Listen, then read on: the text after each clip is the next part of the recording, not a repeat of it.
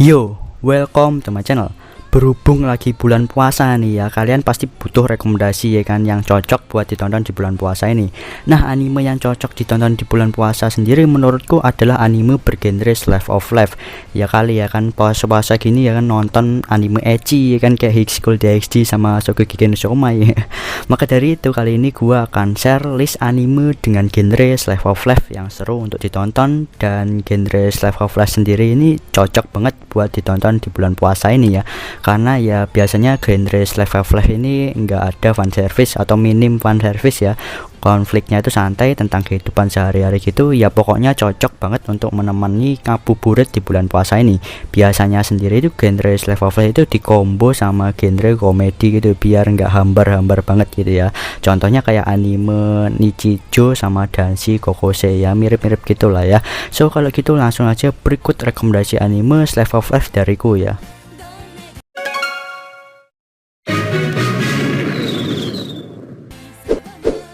Himoto Umaru-chan menceritakan tentang Umaru yang memiliki dua sisi yang berkebalikan. Di sekolah ini Umaru ini murid rajin, populer, pinter, kawaii, dan perfect gitu di sekolah ya. Tapi pas di rumah Umaru ini sebenarnya adalah tukang rebahan kayak kalian men ya yang nonton video ini. Suka gadang nonton anime dan main game dan males ngapa-ngapain kayak kalian. Ya intinya anime ini cocok banget sama kalian. Maksudnya cocok untuk ditonton pas di bulan puasa ya. Tentang kehidupan sehari-hari Umaru gitu dibumbui dengan sedikit komedi di dalamnya.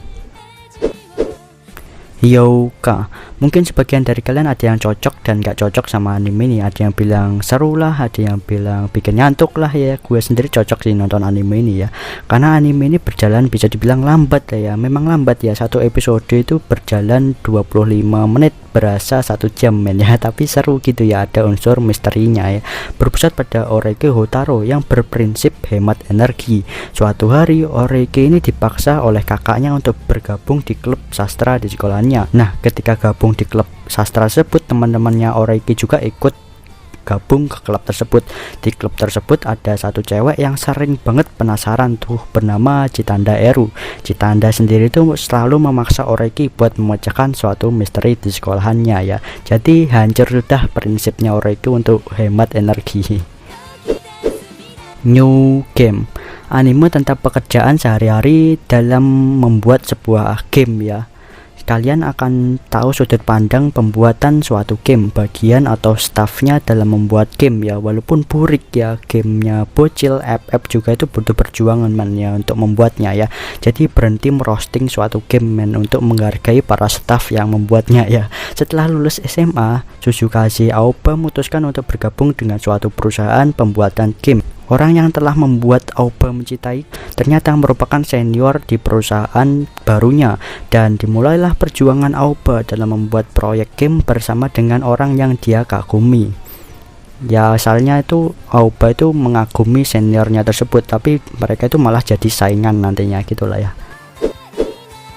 Real Life, kalian akan dibuat nostalgia dengan zaman-zaman sekolah dulu ya setelah nonton anime ini. Bercerita tentang Kazaki Arata adalah seorang om-om pengangguran berumur 27 tahun yang kembali ke kehidupan SMA karena setelah meminum suatu obat dari orang untuk dijadikan penelitian dari suatu perusahaan.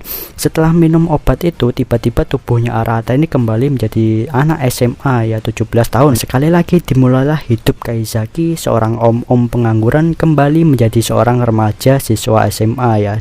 Kehidupan kedua di SMA-nya men ya.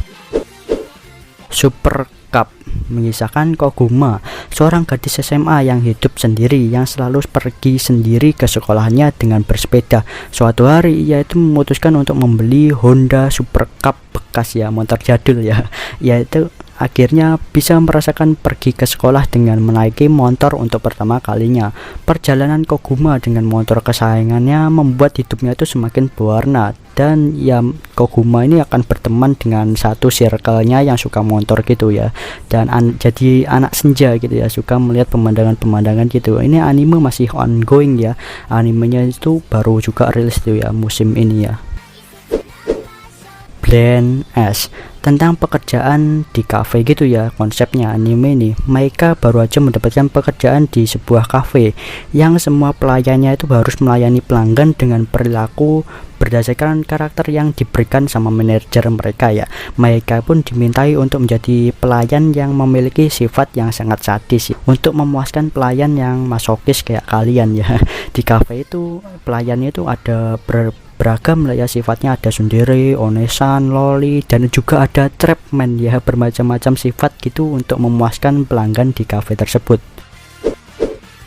Kobayashi-san Chinomate Dragon. Kobayashi yang hidup seorang diri di apartemen kecil tiba-tiba didatangi seorang maid bernama Toru dengan tanduk di kepalanya dan ekor panjang layaknya seorang naga. Ia datang untuk menjadi pelayan atau maidnya Kobayashi sebagai bentuk balasan budi karena telah menyelamatkan nyawanya dulu. Sejak saat itu cerita komedi dan kehidupan sehari-hari Kobayashi bersama maid dragon ini pun dimulai. Ya sebenarnya si Toru ini ya rada sedikit meresahkan ya, si dragon maid ini ya, itunya loh ya, boing-boing ya. Apanya tuh? K-On. K-On adalah klub musik yang beranggotakan 4 gadis dari SMA Sakuragaoka. Salah satu anggotanya bernama Hirasawa Yui. Pada awalnya dia itu tidak bisa memainkan alat musik ataupun membaca notasi musik. Tapi setelah belajar sedikit-sedikit akhirnya si Yui ini ya rada-rada bisa gitu main gitarnya. Sejak saat itu Yui itu bersama dengan Mio, Ritsu, dan Sumugi menghabiskan hari-hari mereka di sekolah dengan berlatih, manggung, dan pergi bermain bersama-sama. Kenyataannya mereka itu cuma malas-malasan di ruangan klub ya, ngeteh mulu men ya, mereka berempat di klub ya, nggak pernah latihan. Wataten, jangan salahkan gue ya kalau FVA tiba-tiba mampir ke rumah kalian pas nonton anime ini ya. Isinya loli semua men ya. Tapi MC atau karakter utamanya bukan loli men ya, tapi seorang mahasiswa nolep kayak kalian. Miyako Hoshishino adalah seorang mahasiswa pemalu dan seorang otaku. Sedangkan adiknya bernama Hinata merupakan seorang siswa SD kelas 5. Ketika adiknya itu membawa teman sekelasnya bernama Hana, Miyako ini langsung jatuh cinta pada pandangan pertama. Emang gak bener ya si Miyako ini udah nolep, suka sama cewek SD lagi ya kan. Dan dimulailah keseharian Miyako bersama para loli-loli yang sangat kawaii gitu ya kan, dan sangat menghibur gitu ya, dimulai men ya. Gin no Saji menceritakan tentang susahnya hidup di sekolah asrama gitu ya. Kisah Hachiken dalam menjalani kehidupan sekolahnya di SMA Pertanian Oizu. Sekolah ini terletak di daerah pedesaan prefektur Hokkaido. Hachiken yang selama ini hidup di kota kini harus berusaha keras untuk beradaptasi hidup di pedesaan di mana banyak kotoran hewan ternak, banyak hewan liar seperti rusa dan beruang gitu ya. Biasakan hidupmu nak ya, karena hidup itu tidak bisa sesuai dengan keinginan dan sesuai ekspektasi, asik ya. Jadi gue tuh banyak belajar juga lah dari anime ini ya, tentang perhewanan, tentang ya asrama gitu ya, sekolah asrama, dan nilai-nilai kehidupan. Shirobako. Cerita ini berpusat pada kisah 5 orang sahabat, Aoi, Emma, Shizuka, Misa, dan Midori, di mana kelima gadis tersebut terjun ke industri anime setelah pengalaman mereka di klub animasi saat semasa sekolah SMA ya.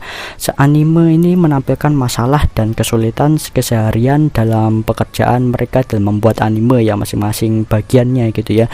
Begitu juga dengan usaha mereka untuk mengatasinya. Ceritanya itu lebih berfokus pada Aoi dan staf lainnya di sebuah studio animasi bernama Musashi Animation dalam membuat suatu anime. Setelah menonton anime ini, gue jadi makin menghargai suatu anime ya, entah itu jelek ataupun bagus, buatnya berbulan-bulan atau bahkan bertahun-tahun ya, dan stafnya itu banyak banget ya, bahkan ada ratusan atau ribuan ya, kerjanya 24 jam, kadang nggak tidur ya karena dikejar deadline juga ya, bikin stres ya bikin anime ya. Gua yang lihat aja stres sendiri man ya, tapi anime ini bagus lah ya, membuka pemikiran para wibu tentang gimana cara membuat anime gitu ya, dan masing-masing bagiannya. Hataraku mau sama, melihat kehidupan sang Raja Iblis yang dijamin gak bosen dah ya. Kalau kalian ngebayangin Raja Iblis, pasti bayangan kalian itu Raja Iblis itu orang yang keji, serem, kejam ya kan. Beda dengan Raja Iblis yang satu ini ya. Karena kalah dalam pertempuran, Raja Iblis mau Satan bersama dengan satu jenderalnya meralikan diri ke bumi. Namun karena di bumi itu nggak ada sumber kekuatan sihir, yang mereka itu berubah menjadi layaknya manusia biasa ya, karena sering berbaur juga ya. Untuk bertahan hidup, mau ini memutuskan untuk bekerja paruh waktu di sebuah restoran cepat saji bernama McDonald. Kehidupan Raja Iblis yang kerja jadi tukang buat burger ya. Emang anime ini ada actionnya tapi jarang muncul sih ya, lebih ke slice of life ya. Dan ada kabar kalau bakal ada season keduanya, mungkin di season kedua bakal banyak scan actionnya ya, maybe ya. Non Biyori, anime ini mungkin cocok buat kalian yang tinggal di perkotaan ya, karena anime ini latarnya itu di perdesaan. Jadi orang kota itu bisa tahu kehidupan sehari-hari anak desa, wong deso gitu ya kan. Ichijo Hotaro, murid SD yang baru pindah dengan orang tuanya dari Tokyo ke daerah perdesaan ya. Dia itu harus beradaptasi dengan sekolahnya yang baru, dimana hanya ada 5 siswa di sekolah yang sama, bercampur murid SD sama SMP. Jadi murid SMP sama SD itu digabung kelasnya ya.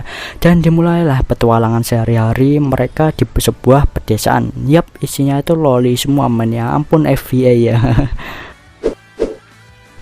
Hinata Musuri, bisa buat ngakak dan juga bisa buat terharu. Balance banget anime ini ya dalam membuat emosi penontonnya. Suatu hari sebuah benda jatuh menimpa kepala Neta, seorang anggota Yakuza. Di dalamnya itu muncul sesosok gadis aneh bernama Hina. Dia itu memiliki kekuatan psikis yang sangat luar biasa, bisa menggerakkan benda gitu ya, cuma menggerakkan tangannya ya. Dan si Nita ini diancam sama si Hina, kalau Nita nggak mau mengizinkan dia tinggal di rumahnya, maka Hina akan menggunakan kekuatannya untuk menghancurkan barang-barang berharga milik Nita. Dan ya, Nita pun mengizinkan Hina tinggal, dan dimulailah cerita keseharian Nita dan Hina ini ya, seperti layaknya seorang orang tua, ayah dan anak. Yuru Camp, anime ini bertema kemah dan menyajikan suasana dan pemandangan yang sangat mantap banget untuk ditonton dan dinikmati ya. Rin itu seorang maniak berkemah ya. Rin itu suka berkemah sendiri di pinggir danau yang menyuguhkan pemandangan indah Gunung Fuji. Di saat Rin kemah, Nadeshiko itu bersepeda sendiri untuk melihat Gunung Fuji. Nah, keduanya itu kan bertemu tuh ya, mereka pun jadi saling kenal satu sama lain dan melakukan perjalanan berkemah bersama-sama sambil menikmati pemandangan. Dengan ditambah lagi 3 orang dari klubnya Nadeshiko nanti juga bakal ikut bergabung dalam perkemahan mereka, circle mereka ya. Pemandangan adalah suatu kelebihan dari anime ini ya, pemandangan dan suasananya itu men, jadi pingin kemah lagi gitu ya. Dan gue langsung keinget zaman-zaman kemah dulu pas pramuka ya, partai kambil ya. Ya, anime ini pokoknya cocok banget ditonton pas puasa, ditemenin mie kuah sama kopi itu pasti enak ya. Kan puasa men ya. Yap, itu dia rekomendasi anime slice of life dari gua ya. Biasanya sih ya anime slice of life itu akhirnya itu atau endingnya itu selalu bikin nangis sendiri ya. Jadi siapkan aja tisu banyak-banyak ya. By the way, nangis itu nggak buat batal puasa ya. Gue udah searching ya. Kalau ada anime slice of life yang belum aku masukin yang seru, bisa kalian komen di bawah ya. So, sekian aja video dari gua. Jangan lupa like bagi yang suka, subscribe bagi yang mau, share juga ke teman-teman kalian. See you next video, bye bye.